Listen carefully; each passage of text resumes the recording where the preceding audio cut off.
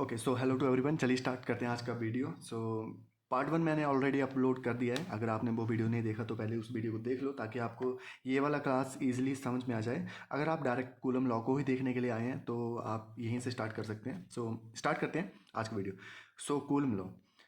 Coulomb law is the quantitative statement about the force between two point charges. Force की quantity को major करता है दो point charges के बीच में coulomb law.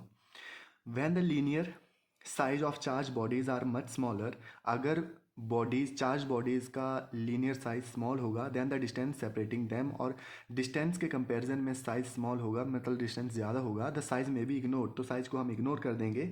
And the charge bodies are treated as a point charge, और जो charge bodies होंगी उनको हम पॉइंट चार्ज के बराबर लेंगे। Coulomb measures the force between two point charges and found that, तो कूलम ने दो पॉइंट चार्जेस के बीच में फोर्स को मेजर किया और उसने ये पाया that it varies inversely as the square of the distance. तो ये वेरी करती है डिस्टेंस का स्क्वायर के, ओके, इनवर्सली वेरी करते हैं डिस्टेंस के स्क्वायर के between the charges, and was directly proportional to the product of the magnitude of the two charges. और दो चार्जेस के मैग्नीट्यूड का हम प्रोडक्ट लेंगे तो उसके डायरेक्टली प्रोपोर्शनल आएगी और डिस्टेंस के स्क्वायर के इनवर्सली प्रोपोर्शनल आएगी। And acted along the line joining, so this is very very important. तो ये फोर्स एक्ट कैसे करती है? Line joining the two charges. Thus, if two point charges Q1 and Q2 are separated by a distance r in vacuum, इसलिए अगर दो point charges हैं जो कि Q1 Q2 हैं और वो r डिस्टेंस से सेपरेट हैं और वो वैक्यूम में रखे हैं, the magnitude of the force between them is given by. Magnitude की बात कर रहे हैं, फोर्स का मैग्नीट्यूड कितना आएगा, क्योंकि हमने पहले ही डिस्कस किया कि ये क्वांटिटेटिव स्टेटमेंट क्वांटिटेटिव मेजरमेंट को बताता है टू पॉइंट चार्ज के बीच में फोर्स की। F is equal to k Q1 Q2 upon are square. How did Coulomb arrive at this law from his experiment, तो कूलम यहाँ तक कैसे पहुंचा अपने एक्सपेरिमेंट से? Coulomb used a torsion balance, एक इंस्ट्रूमेंट का यूज़ किया जिसका नाम था टॉर्जन बैलेंस। थोड़ा सा इंपॉर्टेंट है, आप इसको ध्यान में रख सकते हैं। For measuring the force between two charge metallic spheres, when the separation between two sphere is much larger than the radius of each sphere, the charged spheres may be regarded as the point charge। तो पहले भी हमने ये discuss किया, अगर distance ज़्यादा है तो जो चार्ज पार्टिकल हैं उनको हम as a point charge treat करेंगे। However the charges on the sphere were unknown to begin with, so how then he discover relation. अगर चार्जेस अननोन थे तो कैसे कूलम ने ये रिलेशन को फाइंड आउट किया? Suppose the charge on a metallic sphere is Q, तो उसने सबसे पहले सपोज किया कि एक मेटालिक स्फीयर पे चार्ज क्यू है। If the sphere is put in contact with identical अनचार्ज sphere, तो उस चार्ज स्फीयर को मैंने कॉन्टैक्ट में रखा दूसरे स्फीयर के साथ जो जिस पे कोई भी चार्ज नहीं है, वो अनचार्ज है। तो ऑब्वियस सी बात है, हाफ चार्ज जो है वो स्मिट्टी के कारण दूसरे स्फीयर पे चला जाएगा और हाफ जो है वो फर्स्ट स्फीयर पे रह जाएगा। तो दोनों पे चार्ज कितना हो जाएगा? Half half, that is the Q/2 एक पे हो जाएगा, क्योंकि Q का हाफ होता है Q/2। तो Q/2 एक पे स्फीयर पे आ जाएगा और Q/2 दूसरे स्फीयर पे। क्यों? क्योंकि दोनों जो है वो कॉन्टैक्ट में। By symmetry the charge on each sphere is Q/2। Repeating this process we get charges Q/2 Q/4 etcetera. Q/2 को एक स्फीयर पे सपोज करो Q/2 चार्ज आ गया, फिर से उस स्फीयर को मैंने दूसरे किसी अनचार्ज स्फीयर के साथ कांटेक्ट में रख दिया। Q/2 का हाफ कितना हो गया? That is the Q/4। तो जो नेक्स्ट स्फीयर था थर्ड स्फीयर, उस पर Q/4 आ जाएगा। अब थर्ड स्फीयर को मैंने फोर्थ स्फीयर के साथ रखा तो Q/4 का जो हाफ है वो Q/8 हो जाएगा। तो ये प्रोसेस ऐसे ही चलता रहेगा। Coulomb varied the distance from a fixed pair of charges and measure the force for different separations. He then varied the charges in pairs, keeping the distance fixed for each pair, comparing forces for different pairs of charges at different distances. Coulomb arrived at relation. So ये सारा process करके coulomb इस relation तक पहुंचा जो हमने equation 1.1 में लिखा, that is F is equal to k Q1 Q2 upon are square. So Coulomb law, a simple mathematical statement, was initially experimentally arrived at in the manner described अब। तो ये सारा यहाँ तक सिंपल है, आप इसको रीड करो। Coulomb discovered his law without knowing the explicit magnitude of the charges. तो in fact it is the other way round. Coulomb law can now be employed furnishing the definition of a unit charge. तो unit charge की definition देने के लिए हम use कर रहे हैं in the relation equation 1.1। K is for the arbitrary. Equation 1.1 देखें तो के एक आर्बिट्रेरी फंक्शन है। We can choose any positive value of k, तो के की हम कोई भी पॉजिटिव वैल्यू चूज़ कर सकते हैं। The choice of k determines the size of the unit of charge. In SI unit, the value of k is about 9 into 10 to the power 9 Newton meter square C square divided by. So the unit of charge that result from the choice is called a coulomb, which we defined earlier in the section 1.4. So putting this value in equation 1.1, so we get that is अगर मैं Q1 और Q2 की value को 1 coulomb रखूँ, R की value को 1 metre रखूँ, और फोर्स कितना आ जाएगा मेरे पास, तो 9 इंटू 10⁻9 अगर मैंने वैल्यू रख दी यहाँ से K की वैल्यू, तो फोर्स की वैल्यू कितनी आ गई, दैट इज़ 9 इंटू 10⁻9 न्यूटन. सो यहाँ पे अगर मैंने Q1 Q2 की वैल्यू 1 कूलम रखी, R की वैल्यू 1 मीटर रखी, सो K की वैल्यू मैंने रख दी 9 इंटू 10⁻9, सो ये 1 ये सब 1 हो गया, और फोर्स की वैल्यू आ गई 9 इंटू 10⁻9, दैट इज़ फोर्स का यूनिट होता है न्यूटन. सो ये न्यूटन में हमारे पास वैल्यू आ गई. So that is 1 coulomb is the charge that when placed at a distance of 1 metre. So 1 coulomb एक ऐसा चार्ज है, अगर मैंने 1 मीटर डिस्टेंस पे रखा another charge of the same magnitude, दूसरे चार्ज को जिसका मैग्नीट्यूड भी 1 कूलम है, मीन्स मैग्नीट्यूड सेम है, इन वैक्यूम, और ये चार्ज कहाँ पे रखे हुए वैक्यूम में, experience and electrical force of repulsion, तो उन दोनों अगर सेम चार्जेस हैं उनमें रिपल्शन होगी ऑफ मैग्नीट्यूड, और रिपल्शन कितनी होगी 9 इंटू 10⁻9 न्यूटन, क्योंकि फोर्स का यूनिट न्यूटन आ गया. 1 coulomb is evidently too weak a unit to be use. तो 1 यूनिट हमने फर्स्ट लेक्चर में भी देखा था, 1 यूनिट के अंदर कितने इलेक्ट्रॉन होते हैं, 6.25 इंटू 10⁻18 इलेक्ट्रॉन. सो बहुत बड़ा यूनिट है in practice in electrostatics. So 1 uses smaller unit like 1 millicoulomb 1 microcoulomb. So millicoulomb और माइक्रोकूलम का हम यूज़ करते हैं, 1 कूलम का यूज़ नहीं करते क्योंकि बहुत बड़ा यूनिट है ये. So the constant K is usually put as K is equal to 1/4 pi epsilon naught for later convenience. So that Coulomb law is written as F is equal to 1/4 pi epsilon naught. So ये जो symbol है वो epsilon naught है, इसको इसका जो spelling है that is EPSILON. So 1/4 pi epsilon naught, क्योंकि K की वैल्यू हमने ये पुट कर दी, Q1 Q2 upon R square. So epsilon naught is called the permittivity of the free space, और इसकी जो वैल्यू होती है वो होती है 8.854 into 10⁻12 C square n-1 m-2. So C is the coulomb, n is the Newton. Coulomb is the unit of force, Newton is the unit of Coulomb is the unit of charge, Newton is the unit of force, and meter is the unit of distance. Okay. So Coulomb law को अगर vector form में लिखें, सो यहाँ से हम vector form में भी coulomb law को लिख सकते हैं. सो सपोज करा हमने ओरिजिन से एक पॉइंट चार्ज ले लिया हमने, दैट इज़ द Q1, और एक ले लिया Q2. The distance is R1 of the charge Q1 and the distance is R2 of the charge Q2. Okay, this is the displacement vector, that is the R21, that is R2 minus R1. Okay, so R21 की value कितनी आ गई, R2 minus R1.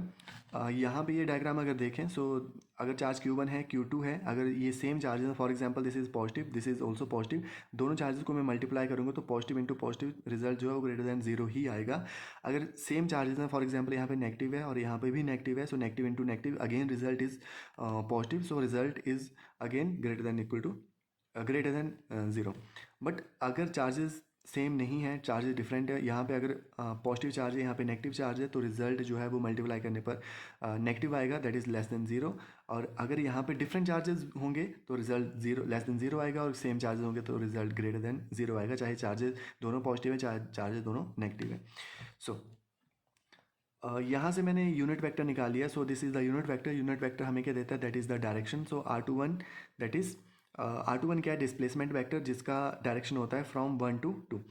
Okay, so with the cap, this is equal to R21 upon R21. So this is the vector and this is the magnitude.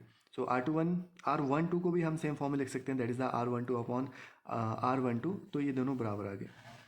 So Coulomb law को vector form में लिखेंगे. So F21 force from ये force आ गया, that is the F21 force on two due to first and force on first due to second. So force on second due to first हमने लिखी, that is the 1/4 pi epsilon naught Q1 Q2 अपॉन R21 का square, that is with unit vector which gives us direction. So equation 1.3 that is this equation is valid for any sign of Q1 and Q2 whether positive और negative. So ये equation जो है वो हर एक जो sign के लिए valid होगी, चाहे साइन पॉजिटिव होंगे चार्जेस के, चाहे वो नेगेटिव होंगे. Okay, so again F12 is equal to 1/4 pi epsilon naught Q1 Q2 upon R12 का square and R12 with unit vector which is equal to, अगर मैं इसको देखूँ तो ये F12 को पुट करूँ मैं F21 के बराबर, तो विद माइनस साइन क्योंकि डायरेक्शन का डिफरेंस आ गया. So the Coulomb law agrees with the Newton third law. Okay, so I think ये आपको क्लियर हो गया. अगेन मैंने यहाँ पे शॉर्ट नोट्स ऑलरेडी बनाए हुए हैं, लेकिन इनका मैं अलग से कुछ वीडियो बना दूंगा ताकि आपको, फिलहाल हम NCERT line by line he discuss कर रहे हैं, तो अगर मैं इन नोट्स को भी डिस्कस करूँगा तो ज़्यादा टाइम आपका लग जाएगा, ये वीडियो काफ़ी लंबी हो जाएगी। तो किसी और वीडियो में मैं ये कूलम लॉ को डिफरेंट बिल्कुल डिटेल में जो एक्सप्लेन कर दूंगा मैं किसी और डिटेल वीडियो में। ओके, सो नेक्स्ट डिस्कस करते हैं हम। एग्जाम्पल आ गया, coulomb law for electrostatic force between 2 point charges and Newton law for gravitational force between 2 stationary point masses. So charges के लिए कूलम लॉ, मासेस के लिए gravitational force, that is the Newton law. So both have inverse square dependence, दोनों depend करते हैं square का inverse, that is r square पे depend करता है electrostatic, that is the Coulomb law, और आर स्क्वायर पे ही डिपेंड करता है gravitational force. Okay, so question क्या है, that is the compare the strength of these forces by determining the ratio of their magnitude. तो उनका मैग्नीट्यूड निकालना है और उनका जो रेशियो निकालना है आपने दोनों फोर्सेज का, that is F E upon F g का रेशियो निकालना है। Electrostatic force upon gravitational force का आपने रेशियो निकालना है। ओके, सो किसके लिए निकालना है, फॉर इलेक्ट्रॉन एंड प्रोटॉन। तो इलेक्ट्रॉन प्रोटॉन के लिए निकालना है, सेकंड केस है फॉर 2 प्रोटॉन, उसके बाद 2 प्रोटॉन के लिए निकालना है। और चलिए पहले फर्स्ट पार्ट को सॉल्व कर लेते हैं और उसके बाद फिर सेकंड पार्ट को करेंगे। सो हमें पता है कूलम लॉ यहाँ पे लगा दिया। So F is equal to minus sign shows that is the one charge is negative and one charge is positive. So 1/4 pi epsilon naught e square upon are square. Okay, so where the negative sign indicate that the force is attractive. Attractive force कैसे हुई, एक sign जो है वो positive है, एक sign negative है। The corresponding gravitational force, so gravitational force के लिए F G is equal to minus G mass of the proton mass of the electron r square, क्योंकि ये चार्जेस पे डिपेंड करती है, मासेस पे डिपेंड करती है। दोनों को अगर मैं डिवाइड करूँ एफ ई अपॉन एफ जी, तो आर स्क्वायर से आर स्क्वायर कैंसिल हो जाएगा, हमारे पास रिजल्ट क्या आएगा, that is the e square, minus sign से माइनस साइन भी कैंसिल हो गया, सो ई स्क्वायर आ गया upon 4 pi epsilon naught G m p mass of the proton mass of the electron. So electron, ये तो आप चार्जेस की बात हो गई, मासेस आपने पुट कर दिया, मास ऑफ द प्रोटॉन कितना होता है 1.6 into 10⁻⁻27 and mass of the electron is 9.1 into 10⁻31 kg and gravitational constant universal gravitational की वैल्यू आपने पुट कर दी, और उसके बाद जब इसको कैलकुलेट किया तो आपके पास रिजल्ट आ गया 2.4 इंटू 10⁻39।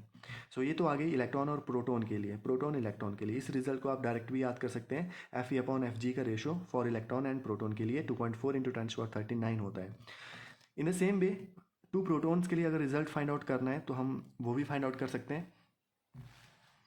ओके, सो एफ ई upon F g same result है, that is the e square 4 pi epsilon naught G m mass of the proton and mass of the electron. So यहाँ पे आ गया, यहाँ पे हमने इलेक्ट्रॉन पे चार्ज और प्रोटॉन पे चार्ज लिया था, अब यहाँ पे इलेक्ट्रॉन 2 प्रोटॉन के चार्जेस और मास ऑफ द प्रोटॉन, यहाँ पे भी मास ऑफ द प्रोटॉन ही है। सो 1.3 इंटू 10⁻36 वैल्यू यहाँ पे आ जाएगी, क्योंकि मास ऑफ द प्रोटॉन यहाँ पे 1.6 into 10⁻⁻27 kg and 1.6 into 10⁻⁻27 kg, यहाँ पे 9.1 था और यहाँ पे 1.6 है, तो ये डिफरेंस है, बाकी जो है वो रिजल्ट ये आ जाएगा। तो इस रिजल्ट को भी आप ध्यान में रख सकते हैं। सो ये तो फर्स्ट पार्ट हमारा सॉल्व हो गया। सेकंड पार्ट देखते हैं, estimate the acceleration of the electron and proton. Acceleration भी निकालना है। सो हमें पता है एक्सेलरेशन कैसे निकलता है, F physical to m a से। सो इसके लिए हमें फोर्स निकालना पड़ेगा, F physical to m a होता है, तो एक्सेलरेशन कितना आ जाएगा, एफ अपॉन एम। सो पहले फोर्स निकालेंगे और यहाँ पे इस फॉर्मूले में वैल्यू पुट कर देंगे, सो हमारे पास एक्सेलरेशन की वैल्यू भी आ जाएगी। So for estimate the acceleration of electron and proton due to the electrical force of their mutual attraction when they are 1 angstrom, इसकी वैल्यू होती है 10⁻⁻10 मीटर अपार्ट। सो इलेक्ट्रॉन और प्रोटॉन के लिए निकाल लेते हैं। सो पहले निकाल लेते हैं इलेक्ट्रॉन के लिए। सो फोर्स की वैल्यू निकाल ली हमने पहले, so 1/4 pi epsilon naught e square upon are square. So ये वैल्यू आ गई, that is the 8.987 into 10⁻9 metre square per coulomb square into 1.6 into 10⁻⁻19 coulomb square. ये तो वैल्यू आ गई इसकी। ई स्क्वायर में यहाँ ये वाली वैल्यू डाल दी, 8.987 इंटू 10⁻9 जो वैल्यू डाली वो ये डाल दी हमने 1/4 पाई। आप जो है वो डायरेक्ट जो 9 इंटू 10⁻9 वैल्यू डाल सकते हो, क्योंकि हमने ऑलरेडी डिस्कस किया इसकी वैल्यू 9 इंटू 10⁻9, तो आप एक्जैक्ट 9 इंटू 10⁻9 वैल्यू डाल दो। और ई स्क्वायर की वैल्यू यहाँ पे आ गई, क्योंकि ये ऑलरेडी स्क्वायर है, और यहाँ पे आ गया r square, that is the angstrom में दे रखा है। सो 10⁻10 1 एंगस्ट्रॉम की वैल्यू होती है, और स्क्वायर कर दिया। जब इसको सॉल्व करोगे आप, सो रिजल्ट आ जाएगा 2.3 इंटू 10⁻8 न्यूटन। ओके, सो इस रिजल्ट को भी ध्यान में रख सकते हैं. सो ये तो हो गया यूजिंग ये इलेक्ट्रॉन एंड प्रोटॉन फॉर के लिए हो गया. अब हम निकालते हैं comparing this with the value of the acceleration. यहाँ पे देख लेते हैं acceleration is equal to 2.3 into 10⁻⁸ newton. So ये तो आ गई सॉरी यहाँ पे फोर्स निकाला acceleration 2.3 into 10⁻⁸ upon 9.1 that is the equation हमने यूज़ कर ली. F upon m is equal to acceleration. So force की वैल्यू आ गई 2.3 इंटू 10⁻⁸ जो कि यहाँ पे रख दी और मास ऑफ द इलेक्ट्रॉन हमें पता है 9.11 इंटू 10⁻31 kg. सो इसको सॉल्व करेंगे तो ये रिजल्ट आ जाएगा 2.5 into 10⁻22 m(s-2). Okay. So in the same way proton के लिए, ये तो इलेक्ट्रॉन के लिए फाइंड आउट करा हमने एक्सेलरेशन, प्रोटॉन के लिए भी फाइंड आउट कर सकते हैं. सो 2.3 इंटू 10⁻⁸ न्यूटन. सो ये तो रिजल्ट सेम है फोर्स का, लेकिन मास यहाँ पे चेंज हो जाएगा डिवाइडेड बाय सेम फार्मूले में हमने वैल्यू पुट करी, लेकिन यहाँ पे इलेक्ट्रॉन का मास पुट करे था इस केस में. अब प्रोटॉन का मास पुट करेंगे इस केस में, तो रिजल्ट आ जाएगा 1.4 इंटू 10⁻19 मीटर पर second square. Okay, I hope this is clear. चलिए, सो ये वाला सॉल्व कर लेते हैं. Forces between multiple charges. अभी कुल मिला को हमने 2 डिफरेंट चार्जेस के लिए सॉल्व किया, लेकिन अगर चार्जेस हमारे पास डिफरेंट हैं और बहुत सारे चार्जेस हैं तो उनके बीच का फोर्स हम कैसे फाइंड आउट कर सकते हैं, तो उसके लिए हम सुपरपोजिशन प्रिंसिपल का यूज़ करते हैं. तो ये होता क्या है, so experimentally it is verified that forces on any charge due to number of other charges. तो बहुत सारे चार्ज हैं, उन चार्जेस के द्वारा किसी एक चार्ज पर कितना फोर्स लगता है, तो उसको कैसे फाइंड आउट कर सकते हैं. Is the vector sum of all the forces on that charges due to the other charges. So vector sum निकालेंगे. Okay, so all the forces का एक चार्जेस पर जो कि लगाते हैं बाकी सारे charge, taken one at a time. So single time पे एक सिंगल फोर्स को हमने फाइंड आउट करना है. The individual forces are unaffected due to the presence of other charges. So this line is important. Individual जो force होगी वो उस पर कोई इफेक्ट नहीं पड़ेगा दूसरे चार्जेस की प्रेजेंस का. This is termed as the principle of superposition, और इसी को प्रिंसिपल ऑफ सुपरपोजिशन बोलते हैं. डायग्राम से देख लेते हैं कैसे. सो सपोज करो एक चार्ज है Q1, हमारे पास मल्टीपल चार्जेस हैं. ये यहाँ पे चार्ज आ गया दैट इज़ द Q2, यहाँ पे चार्ज आ गया Q3. ओके, सो यहाँ पे हमने कोऑर्डिनेट एक्सिस, यहाँ पे डिस्टेंस आ गया Q1 का डिस्टेंस आ गया ओरिजिन से R1, Q3 का डिस्टेंस आ गया ओरिजिन से R3 एंड Q2 का डिस्टेंस आ गया ओरिजिन से R2. And the displacement vector of Q1 and Q2 is R12. Displacement vector is R13, Q3 and Q1 and displacement vector is R, यहाँ से आ गया that is the R, sorry इसके लिए तो नहीं आएगा, इन दोनों के लिए आएगा, चार्जेस के लिए आता है, इसके लिए और इसके लिए. ओके, तो ये फोर्सेस रिपल्शन की फोर्स है, तो ये आगे की तरफ मूव कर गया, और इन दोनों के बीच में रिपल्शन हो गई, आगे की तरफ मूव कर गया. ओके, यहाँ पे parallelogram law of vector addition हमने लगाया, तो ये नेट रिजल्टेंट हम F1 यहाँ से फाइंड आउट कर सकते हैं. ओके, सो कूलम लॉ यहाँ पे हमने यूज़ कर लिया. F12 कितना होता है 1/4πε0 Q1 Q2 R12 का square with unit vector R12. And F13 कितना होता है 1/4πε0 Q1 Q3 R13 square with unit vector R13. सो ये F12 के लिए था, ये F13 के लिए. इन the same way different charges, चाहे आपके पास कितने भी चार्जेस हैं, आप उनके लिए, चाहे मेरे पास F14 होता तो उसके लिए भी मैं यूज़ कर सकता. सो मल्टीपल चार्जेस है मेरे पास F12 F13 so on up to F1n, तो उसके लिए कैसे लिखेंगे, दैट इज़ द 1/4πε0. सबके लिए सेम है तो मैंने कॉमन ले लिया. ब्रैकेट स्टार्ट हो गई Q1 Q2 R12 square with unit vector plus Q1 Q3 R13 square with unit vector and so on up to Q1 Qn R1n square with unit vector. So इसका मैं अगर इसको short form में इसका एक formula बना दूँ short में, तो वो ऐसे आएगा दैट इज़ द, देखो Q1 तो यहाँ भी है, यहाँ भी है, यहाँ भी. It means Q1 is common, तो ये बाहर आ गया. एंड 4πε0 इज़ ऑल्सो कॉमन, तो ये भी ऑलरेडी बाहर ही है. सो सुमेशन दैट इज़ द आई की वैल्यू 2 से स्टार्ट हो रही है और n तक जा रही है. So I is equal to 2 to n, और यहाँ पे हमने लिख दिया QI R1I square with unit vector R1I. Okay, so I की वैल्यू आप 2 से n तक पुट कर सकते हैं. Okay, I hope this is clear. So ये क्वेश्चंस हैं, इनको ट्राई करने के बाद सॉल्व करने की कोशिश करना. अगर नहीं आएंगे तो फिर मैं, चलिए इनका अलग से एक वीडियो में बना ही दूंगा. तो चलिए नेक्स्ट स्टार्ट करते हैं, that is the electric field. So electric field क्या होती है, let us consider a point charge Q placed in a vacuum. एक सिंगल चार्ज हमने लिया और वो वैक्यूम में रखा है at the origin O. If we place another point charge Q at a point P, तो मैंने एक और चार्ज लिया, उसको पॉइंट पी पे रख दिया, where O P is equal to R, और ओ से लेके पी तक का डिस्टेंस हम आर सपोज कर रहे हैं, then the charge Q will exert a force on Q as per Coulomb law. तो हमें पता है दो चार्जेस के बीच में फोर्स कितना लगता है, तो कूलम लॉ से हम निकाल सकते हैं। We may ask the question if charge Q is remove then what is left in the surrounding. हम यही क्वेश्चन कर रहे हैं कि अगर चार्ज स्मॉल चार्ज को हम निकाल देंगे तो क्या वो फोर्स एग्जिस्ट नहीं करेगी। सो इज देयर नथिंग, तो क्या वहाँ पे कुछ नहीं होगा। If there is nothing at the point P then how does a force act when we place the charge Q at P. अगर वहाँ पे कुछ नहीं होगा तो फोर्स कैसे लगी, फिर जो हमने स्मॉल चार्ज क्यू रखा पॉइंट पी पर, उस पर फोर्स कैसे लगी। In order to answer such questions the early scientist introduce the concept of field. तो इन्हीं क्वेश्चंस का आंसर देने के लिए साइंटिस्ट ने एक कंसेप्ट बनाया जिसका नाम उन्होंने रखा field. According to this we से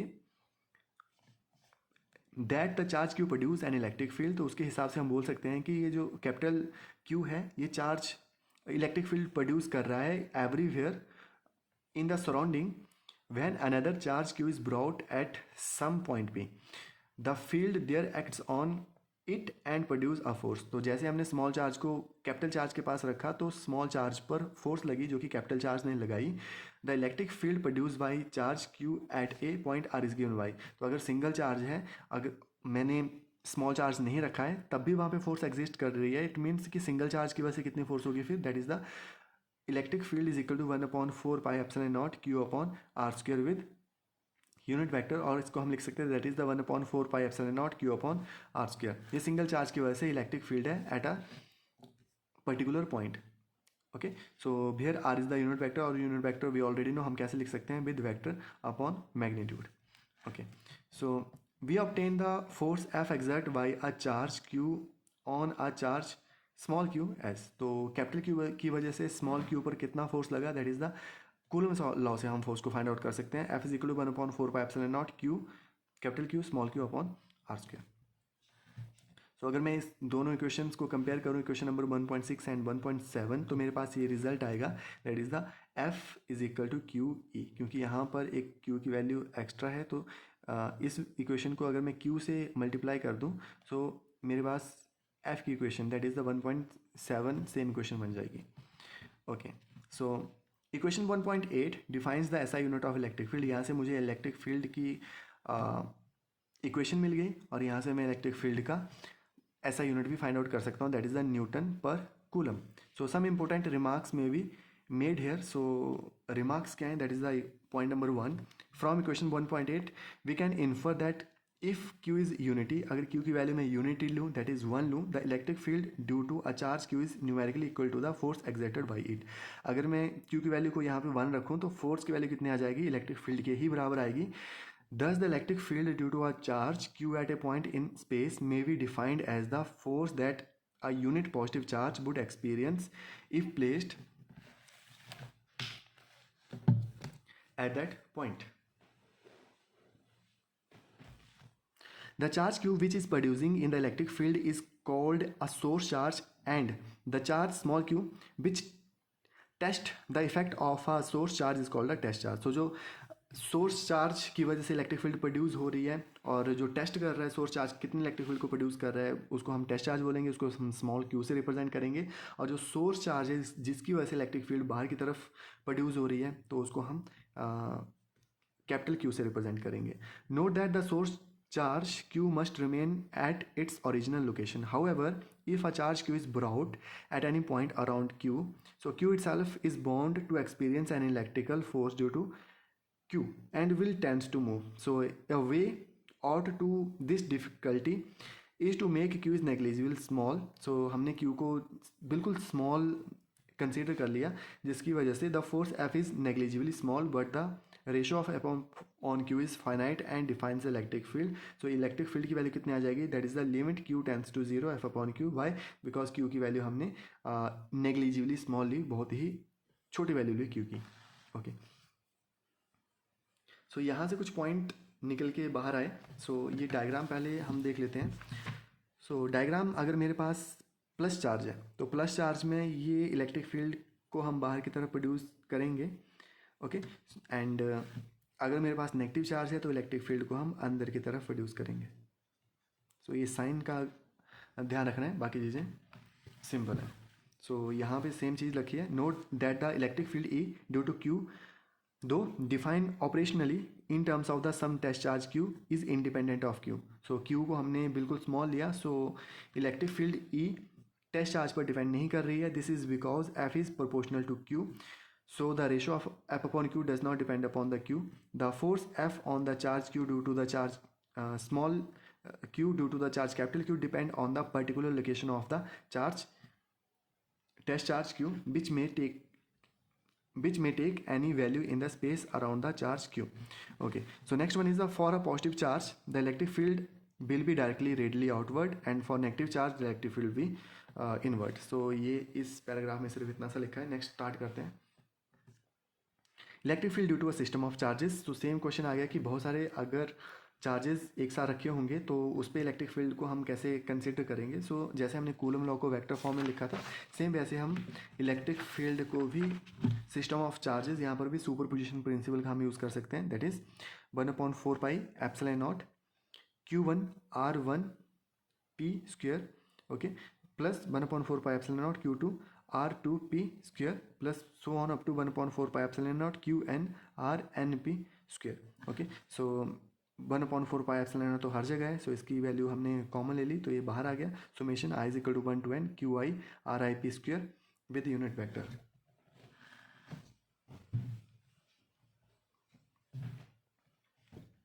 Next one is the physical significance of the electric field. So you may wonder why the notion of electric field has been introduced here at all. After all, for any system of charges, the measurable quantity is the force on a charge which can be directly determined using Coulomb law and the superposition principle. So why then introduce this intermediate quantity called the electric field? So हमें electric field के concept को introduce करने की जरूरत क्यों पड़ी? So for electrostatic, the concept of electric field is convenient but not really necessary. Electric field is an elegant way of characterizing the electrical environment of a system of charges. So electric field at a point in the space around a system of charges tells you the force a unit positive test charge would experience if placed at that point. So electric field से हमें ये पता चल गया कि किसी एक particular point पर कितना इलेक्ट्रिक फील्ड की वैल्यू है।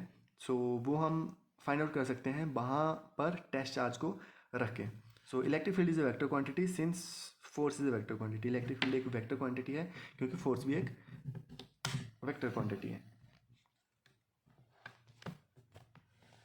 सो यहाँ पे ये लाइन इंपॉर्टेंट है। Accelerated motion of charge Q1 produces electromagnetic wave which then propagate with the speed c। Okay, so अगर चार्ज पार्टिकल एक्सेलरेट कर रहा है तो वो इलेक्ट्रोमैग्नेटिक वेव को प्रोड्यूस करता है और वो स्पीड ऑफ लाइट से मूव करता है, reaches Q2 and cause a force on Q2, और वो Q2 चार्ज तक रीच करता है और फोर्स लगाता है Q2 चार्ज तक। तो एक न्यूमेरिकल है यहाँ पर, आप इसको सॉल्व कर सकते हैं।